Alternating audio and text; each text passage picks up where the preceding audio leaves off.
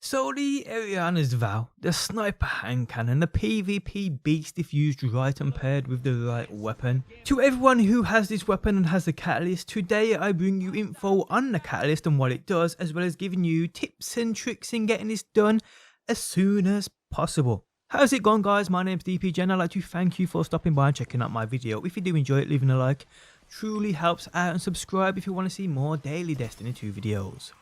So the ERIANA'S VOW catalyst is so long to complete, it's unbelievable. And guys, it doesn't even end after completing the field testing quest for the actual catalyst. Once you complete this, you rewarded the catalyst for your weapon, but you have to complete another step to apply the catalyst. Wow. So firstly, the VOW quest to unlock the catalyst requires you to complete activities in either Gambit, PvP, Vex Offensive or Strikes to gain your self percentage towards this super long ass bar.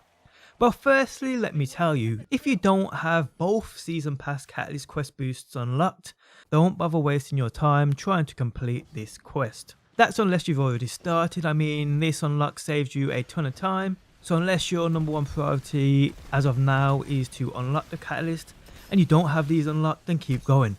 But if you are watching these stuck at a certain percentage, a low percentage, stay where you are, enjoy the game until you get these boosts unlocked. That's my advice. Now once you do get both these boosts unlocked, the first one being at 11 and the second one being at rank 22 of the battle pass, things indeed do go a little bit quicker. But still it takes some time. Here are what activities give you in terms of percentages towards this quest. Heroic Strikes add 1%, each Nightfall the Ordeal adds 0%, each Planetary Strike adds 0.5%, each Gambit match adds 1%, each Gambit Prime match adds 2%, each Vex Offensive run adds 1%, and each Crucible Quick Play awards 0 to 0.5%. Now thanks to Space Vegan over on Reddit for these numbers. So without doubt people, Gambit Prime is the quickest way to get that percentage up, with 2% a game. Now you can play Gambit Prime with any weapons you want and swap into the ERIANA'S VOW at the end just before the match ends. You are good to do that.